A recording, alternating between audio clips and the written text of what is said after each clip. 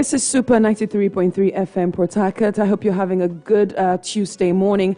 It's already 14 minutes past 9 o'clock, so let's head straight to our conversation on the issue today. And today we want to look at the issue of the economy being and taking center stage when it comes to politics, when it comes to campaigning for politicians in the different political parties. Now, yesterday there was a press release, and contained in that press release is the fact that the entrepreneurs in Rivers State, Rivers entrepreneurs and investors, they're saying that enough said. The economy must become the focal point of the elections. In fact, they don't just want it to take center stage. They don't want it to be part of what is said, but they want it to be the basis, to be what every other thing revolves around, the economy of River State, and if I might add, the economy of Nigeria.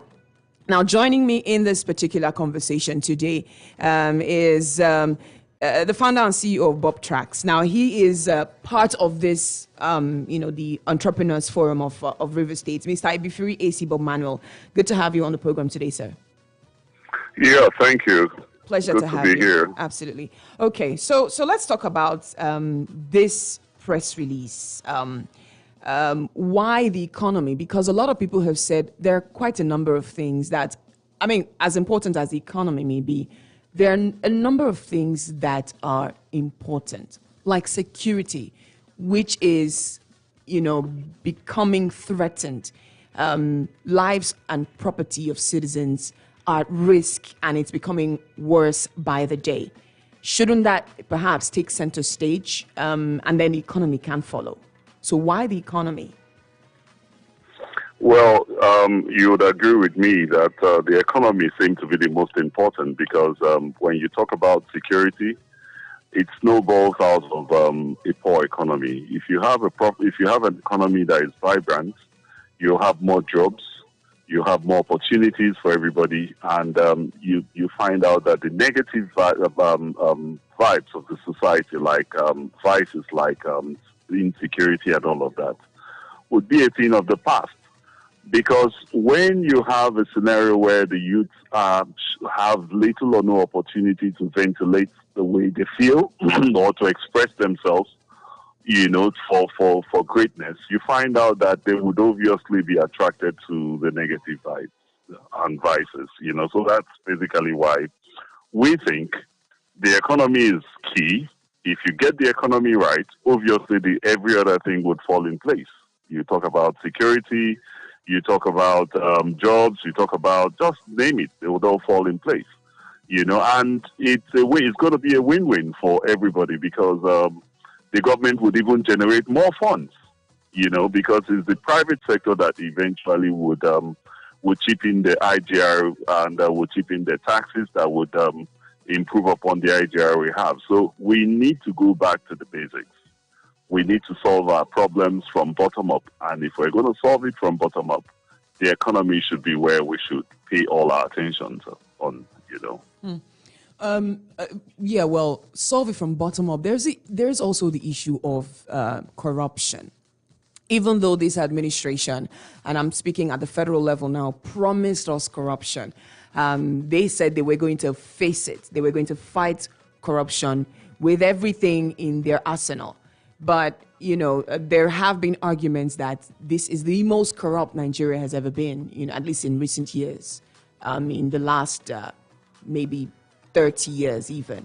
This is the most corrupt the country has ever been. How do you think that even will affect, the economy as it is when it, in response to the press release? Yeah, we're of the view that the economy should be the key and should be what we should all be thinking and be talking about. But that doesn't obviously stop the federal government, from looking at other areas like corruption and for the fight of corruption and all of that. But look, if you have an economy that works for everybody, you find out that the allure, and the quest to cut short corners would not be interesting, would not be necessary. And that's basically why we're saying get the economy right. If you get the economy right, the chances of corruption would obviously diminish. So these are the areas we're looking at. So you need to, when we say we should approach it from bottom up, simply means we need to have the economy as the basis of all our policies. From the federal point of view, from the state point of view, we need to get the economy right. We're in a scenario whereby today the economy of this country is doing so badly that at every indices that you have to look at that has to do with the economy is so poor. Today, Naira is being exchanged to the dollar for 620 Naira to a dollar. It has never been that bad. You know, if we sit back and we ask ourselves 7 years down the line, if we would be where we are today, most of us would not believe it. But we're here. It's right in front of us. So if it is in front of us, it's even more evident that we need the best minds, the best foot forward.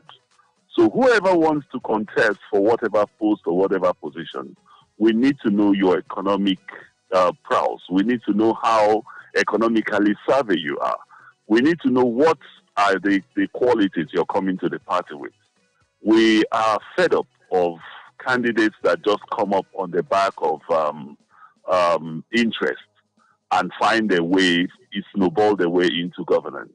We want to know candidates, what they stand for, what they're coming to govern us for, why they're wanting to govern us. We want to know all of this because, look, as investors, we have invested a whole lot for River State, if we're to draw it down to River State. We've invested a whole lot in River State.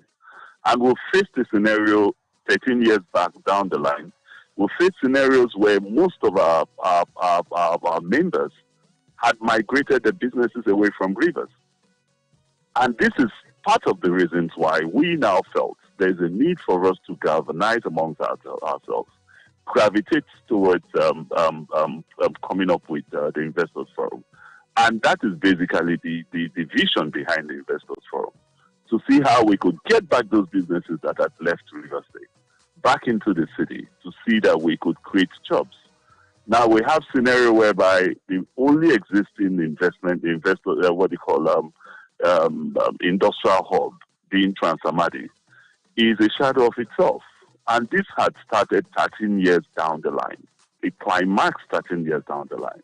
And we were screaming and we were wailing, but all of that didn't really yield much. But today, we're gradually making those gradual conscious steps back to bringing back the city from what it used to be. You know, so it's a gamut. It's a whole lot of mixed bag. You have a scenario whereby down the line, 13 years ago, our seaports were a shadow of itself. It got so bad that you could even play football in one of our seaports. But today, that seaport is gradually coming back. There are lots of activities around it. Now, you look at it from a broader perspective, from a Nigerian perspective. I talked about the scenario where you have the Naira changing to a dollar for as much as 620. 7 years down the line, Naira was exchanging a dollar for 190. So these are clear pointers that we must begin to take the economy very seriously. And the only way we can get this thing right is to get candidates that have clear-cut ideas, clear manifestos on how they want to bring the country and the state out of the wood. Clear. That's what we need. We're fed up of candidates that would come up and just say, you should vote me because I'm this, I'm from your tribe, I'm from here. No, we're tired of that. What we want, because our stakes in the economy goes beyond just being sentimental. It goes beyond just being sentimental. We've staked so much financial resources in this state and the country that we demand to know the kind of people that are running the country and the state. And if that is gotten right, you find out that you have more investments in the states, more investment in the country, and at the same time, those investments will translate into jobs, proper, meaningful jobs for our youth. And that in turn would begin to solve issues around the security and all other spaces around even corruption and so on. But when you don't have opportunities where people could genuinely ventilate themselves, that's where you find out that the scenario, you find out that they're beginning to get drawn and sucked into other. All right. So how, in your opinion, would the government of Nigeria, of Rivers State, do this? Because, again, we see how ASU has been on strike for months now. ASU just called off a 2-week warning strike yesterday. There are many things. The state government promised jobs, 5,000 jobs, some time ago. No one has really heard anything about it. In your opinion, do you think that there is, that there's a way they can do this thing? I'm also looking at the government that is still the government of the day, because there is still 1 more year left to this administration, both at the state and the federal level. What do you think, and how do you think the government can do this? Because we cannot wait for when the next administration will come to start to do these things. It will not work like magic. I think it will start from now. So how do you think that the government can do it, seeing how, promises have not been kept, and it's almost, it's a year, the year is running out for this administration? Well, talking from the point of view of ASU, they're all tied up. You look at ASU, you look at jobs that have been promised in the state and all of that. I'll tell you, and I'll be frank with you, the state government has absolutely no business in promising 5,000 jobs and 10,000 jobs. Sorry. I don't think that's the responsibility of the state. They could only promise 5,000 and 10,000 jobs if they sit down with the private sector and create an enabling environment for the private sector to thrive.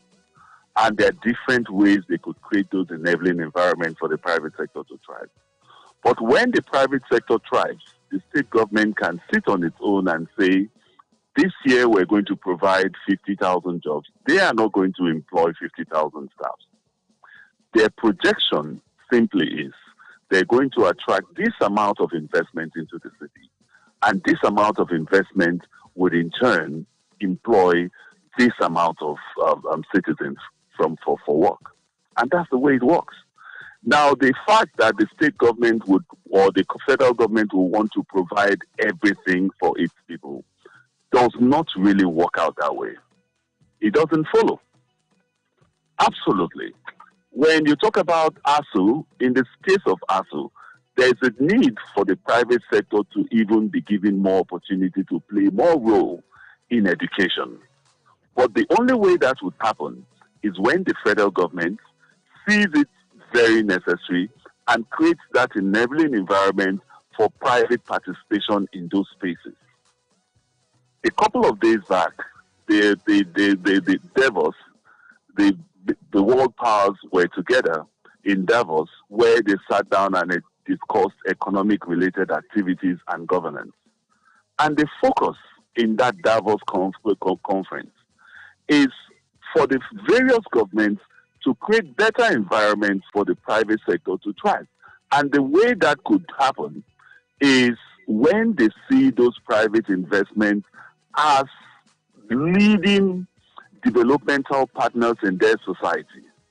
And when they see it that way, they make it more convenient and more, seamless for further businesses to be attracted into those spaces. And they only highlighted a very few areas where the government should play leading roles in. And those areas are even areas around security, around what they call military and all of that, because they're sensitive, very sensitive areas.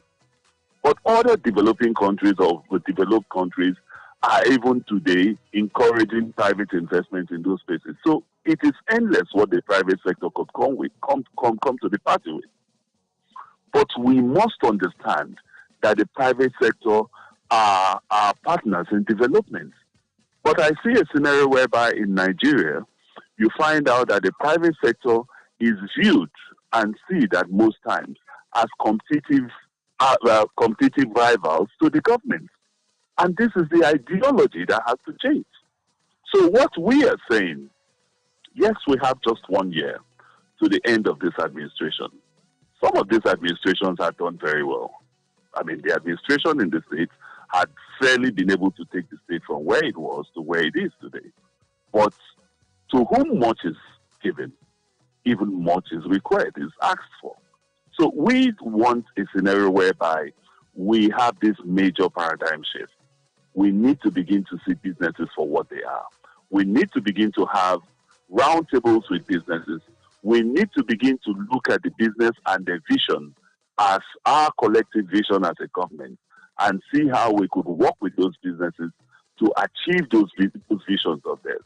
And when we begin to get those businesses to achieve those visions of theirs, then we can sit in our Oval Office and at our different government houses and our different presidential, houses, to now categorically say we can produce this amount of jobs. That's how it works. And anything short of this, we will keep going round in circles. But for us as the private sector, what we're trying to do is to try and give our own CSR, our own corporate social responsibility to the society and to the government through enlightening them and through carrying them through the various walls of this investment that is needed in our society. Because it's only through the investment we could turn the trajectory that the country is headed or the states are variously headed. IGR should obviously improve. Right. In a state like Rivers State, IGR is key. You look back in the past 20 years, Rivers State's IGR was almost at par with Lagos. But today, Lagos generates as much as from last year, what they ended up with last year, was as much as 250-something billion was what they generated from last year, as against about 60-something that Rivers did, or thereabout that. I mean, the poultry figure that Rivers did. So we need to begin to ask, what is it that is being done in Lagos that is not being done here? You know, are the businesses, what are the things that Lagos and Ogun is doing that Rivers State is yet to get a handle of? Those are the areas we need to look at, and we need to improve upon those areas. Because today you find a scenario whereby you have a lot of influx of people into the city, that's Rivers State, and you find out that the opportunities that are ordinarily should have been limited and enough for the people around is no longer enough. So you're bound to have these vices. So what we're saying, the next set of people that are coming to govern us, we need to interrogate them. We need to encourage them, and we need to show them and encourage them through the paths that they need to go through to be able to achieve what they should achieve. All right. Thank you. Thank you so very much. Thank you for your time today. I do understand that you have a very busy schedule, so I will let you go. But thank you. Appreciate this time you've shared with us. Thank you. All right. Enjoy the rest of your day. All right. So you've heard him. That was Mr. Ibifiri Bob Manuel. And he spoke to us on behalf of the Entrepreneurs Forum of Rivers State, business people in Rivers State who are saying, you know what, this time around, for the next, candidates representing their different parties who are seeking our votes to become the next governor of Rivers State or to become the next president of Nigeria, these people must give us actionable plans. They must give us a blueprint of how they want to improve the economy of our state, of our country.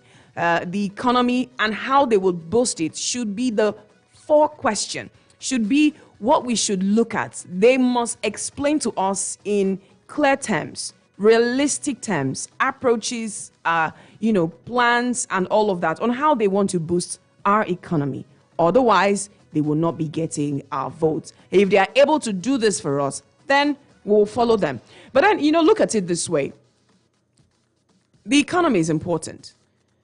But is the economy really what affects security, or is security what affects the economy? It's kind of like the egg and the chicken. Which one came first? Now, in the course of the conversation, he mentioned, Transamadi being like the hub, the investment hub of Port Harcourt or River State. Now, that is true. But one of the reasons these companies no longer exist, one major reason is security challenge. I mean, for those who have been in Port Harcourt for 20, 30 years, you will understand how many of these companies had to pack up and leave. Some have left Nigeria outrightly, and some are in Lagos and in other states operating their headquarters, whilst perhaps still doing business in the south, in River State, right? But look at it this way. My question to you is, when a candidate comes representing any of the parties, YPP, Labour Party, PDP, APC, Enjoyment People's Party, whatever it is that they come, whichever flag they are flying, and they are telling you their plans, which manifesto would you consider the most moving, the most compelling, and the most powerful? In your opinion, what should that campaign, what should that manifesto contain? Is it the economy? Is it the fight against corruption? Is it improving education? What is it for you? Is it security? Is it prompt emergency response when there is a catastrophe, a disaster? Emergency, NEMA, whatever they go by, should respond. When you dial 911 in a health emergency, someone should respond. In a security situation, whether someone is being attacked by kidnappers or whatever, and 911 is called, it should not take forever. If there's a fire outbreak, fire service should not rush and come and tell you they only came with 20 liters of water to quench the fire. Good morning, Super FM Port Harcourt. Hello? Good morning, sir. What's your name? Where are you calling from? All right, I think that one is not ready to call, but the call lines are open. 0705 079 1021 or 081 174 31021. Hello, good morning, Super FM Port Harcourt. Super FM! Governor, sir, you're welcome. Morning. Thank you, Evie. My name is Barry Digiadom, the radio governor. Yes, Your Excellency, go ahead. The manifesto should contain all what you mentioned. Economy, creation of jobs, security, and Sigbo. All what you mentioned, it should contain in the manifesto. Especially the one of security and the ones of jobs too. Creating employment. These are the things that the people of River State and Nigeria are yelling for. Yes. Which one for you? Which is your top two? My top two is security one. If there's no security, business will not thrive. Security and economy. All right. If there is an enabling environment and economy is thriving, so businesses will skyrocket. Okay. And everything will become normal. That's it. All right. Thank you. Now, I didn't mention healthcare. Look at the state of our hospitals, our general hospitals. When you are doing well, not every one of us can afford to go abroad for treatments. Not everybody can afford to. You will be here in Nigeria and they'll be doing you malaria tests. Meanwhile, something that is killing you may just require some simple medication. But because the healthcare system is so poorly funded in the country, certain machines are not even available, to even test you to determine what exactly is wrong with you. Good morning, Super FM Port Harcourt. Good morning. Morning. Good morning. Go ahead, McConnell. Yes, I just want to, I don't know, let me just throw it to you. Have you ever one day maybe go around maybe all those companies in Transamadi, like people like Slumbeje, Alibotin? I have, my brother. And interview them one after the other. What is the major reason why all these other companies, like people like the Bekauji, who are here before, retired, why are they running away from Nigeria? Have you ever asked? People will just be going to one angle. I know security is still included. Because I work in the oil industry before, and I know what I heard a lot. You see, check when they sign this local content. When they sign this local content, you find out that since that time till now, all these companies are just moving away. How so? Check it. Yeah, because when those companies were in Port Harcourt, all over everywhere, where they were alone, going to sort their job themselves, maybe they come to you, give them the job, maybe like $1 million per day. Now, if they sell the local content, now they attach Nigerians to them. Now, when you want to go and sort of that job you went for the white man went for $1 million. Now, the black man will not go for that job. That job, they will not tell you that he got the job for like $200,000. The owner of company or the white man will not say, is it not the same job we are going for $1 million per day? So why is it $200,000 per day? What are you expecting from that company? That company will just pack their load and run away. And go and check the payment. Go and check the payment statistic. I have a friend who is working in the same place I work. I see that person with like level 3. That person was working for more than 3 years plus. One fateful day, he was doing a casual job, and this representative from Shell just came in. I was like praising the guy that, you are doing a very good job. The boy didn't close his mouth, and he just said, mother, they are not paying us well. The mother said, what? He now asked him, which department are you working? The boy quoted the department, and the woman went into the office and checked the contract. And the boy told the woman they are paying him, I think, 4,500. When the woman went to the system and checked the contract, he found out that boy's salary is 20,000 per day. So who is eating the 15,500? Okay. Who is eating the 16,500? So for you, local content is the problem. Yes. All right. All right. Who is eating out 15,500 for more than 3 years? Okay. That is what is happening now, presently in this company you are seeing today. Go Transamand everywhere. These business people, they don't want to see talk their own back side of it. How much are you paying your staff? Okay, look at the person that gives contract in Mobi. I just want to say Mobi. 75,000, 74. All right. 74. No, you need to hear this, or you need to hear it. 74,000 naira per day.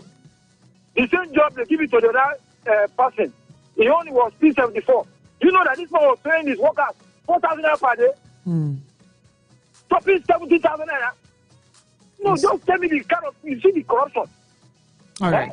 Is it not the same business people? Are they not the ones still paying, supporting the politicians, sponsoring them to power? That's an allegation, but it's okay. What are you expecting from a corruption leader? What are you expecting from them?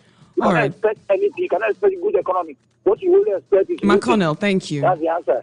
Thank you very much. Okay, well, McConnell, that conversation is the table you want to shake now. It's not the table that we are standing on, thank God. But all the people that are standing on that table, perhaps one of these days we'll go on that journey and have that conversation.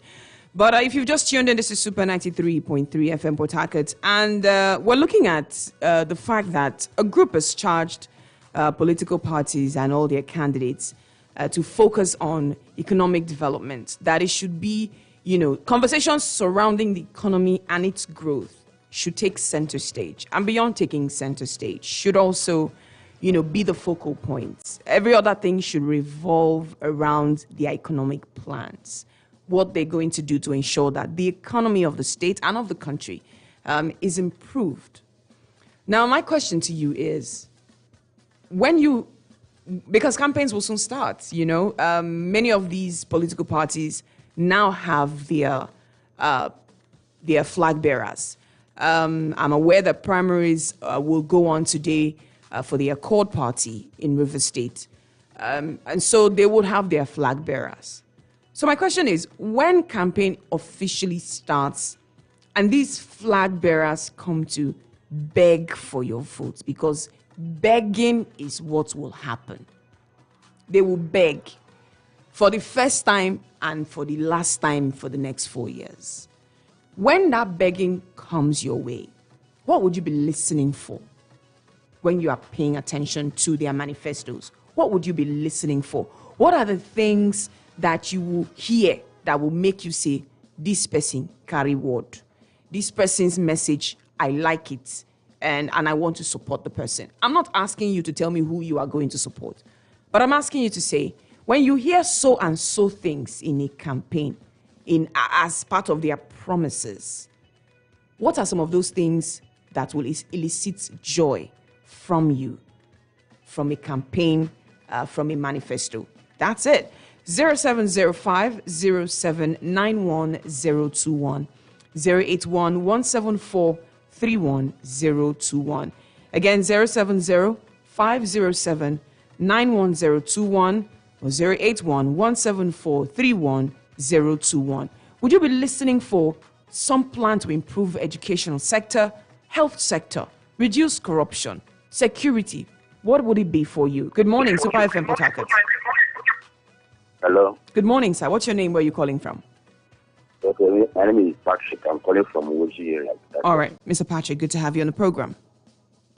You're fine. I've listened to what I've been saying since.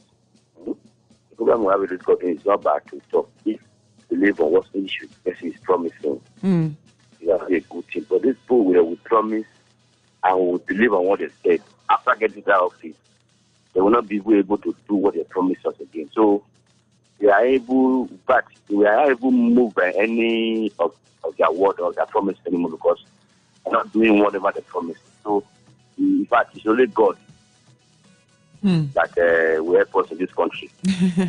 Because a lot of people have come out with their manifesto, they have promised some, at least they promised their life. So are you saying to me now that because they've been promising in the past and they have not lived up to it, that perhaps you will not even listen or you may not even vote? Is that what you're saying? Like what I said, we always vote.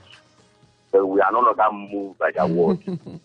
So what will make you vote for whoever it is that you will vote for? What is the thing the person will say to you? What do you want to hear? Like I said,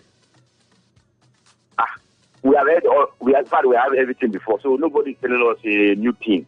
What we always do, okay, we have read, okay, let us vote for any candidate of our choice. We are voting by choice, not by what they said. Okay. It's by choice already because it's not by what they are saying, because they are saying nothing. All right. Thank you so much. Appreciate it. Anyway. Thank you. Okay, so he almost sounds like someone who's lost hope, in politics and politicians. Good morning, Super FM Port Harcourt. Good morning, ma'am. Good morning, sir. What's your name? Where are you calling from? Sorry, I didn't get your name. Emmanuel. Okay, Emmanuel, go ahead. I'm listening. All right. At some point, actually, for me, I don't know for any other person, but actually, I'm tired of the words in theory. But then, if I have to listen to their words, it should be a thing of competency. Like this set of guys should come out like, because I know the problem of our government is incompetency. We keep saying words, but they're not competent at all. So then I would like to observe every word they speak out and, sense a level of competency in it. That's it. All right. Thank you so much, Emmanuel. Appreciate it.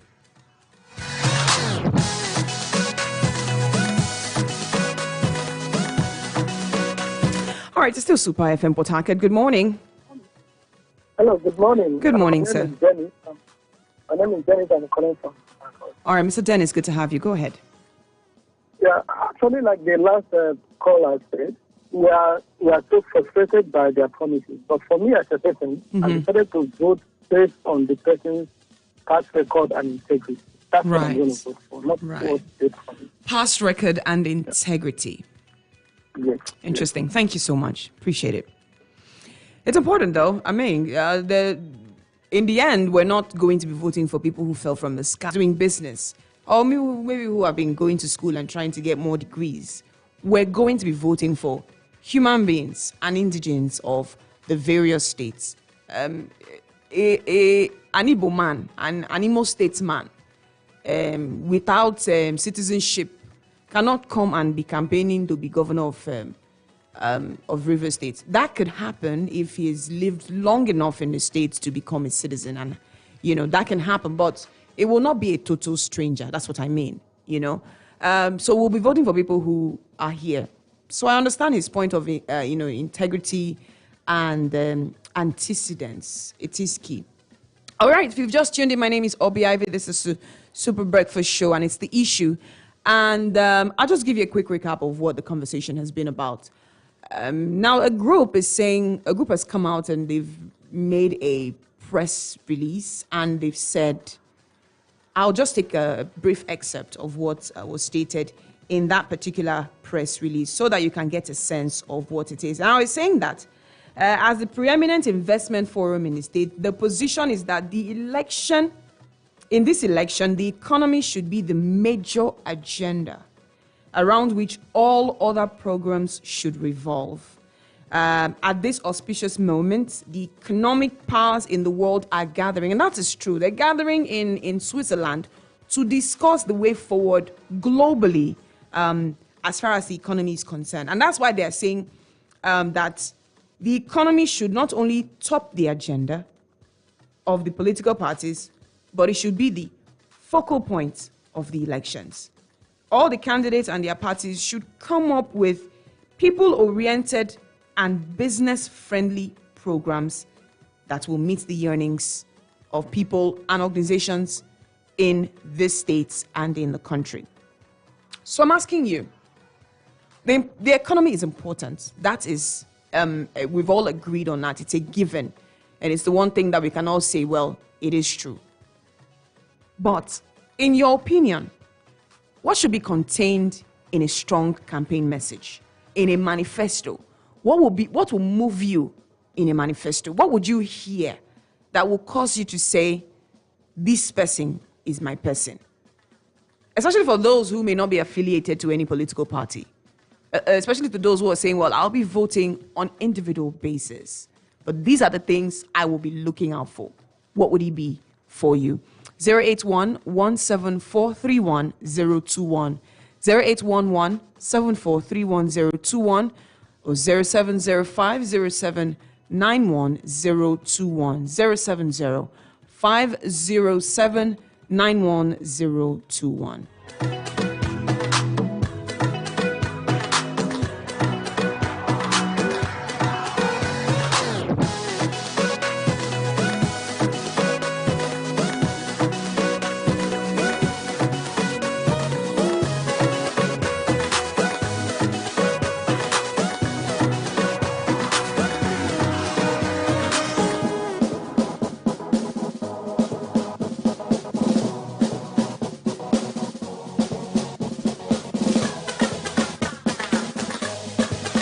All right, good morning, Super FM Port Harcourt.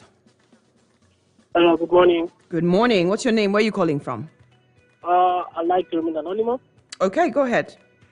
All right, I want to agree with the last three callers or something that talked about companies leaving the state. Yes. Because of the local content issues. Local content, right? Yes. I totally agree with you.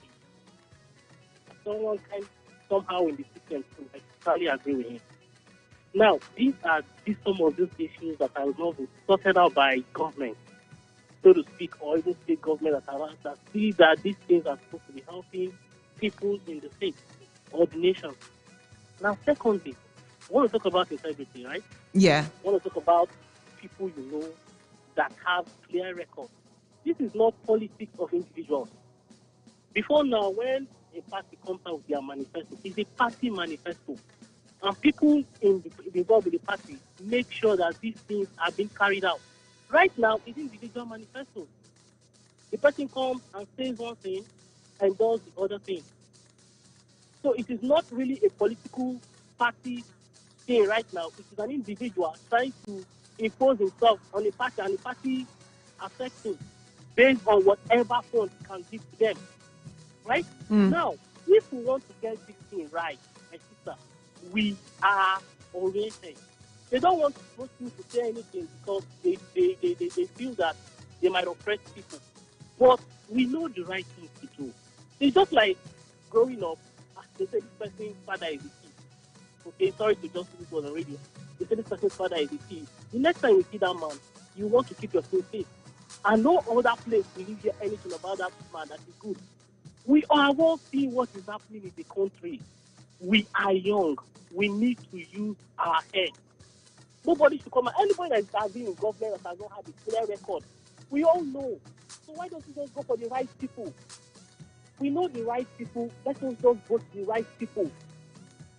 if we don't do this whole thing, we just like going back and forth. The next 8 years is still going to continue, and after then, it's still going to continue. So I want to employ young people. You read these things on social media, you hear it on the news. This person's case is on EFCC. This person did this. This person did that. We are all hearing and seeing and reading. So we should go for people with integrity. It doesn't really matter where the person comes from. Thank you so much. All right. Thank you very much for your contribution on the program.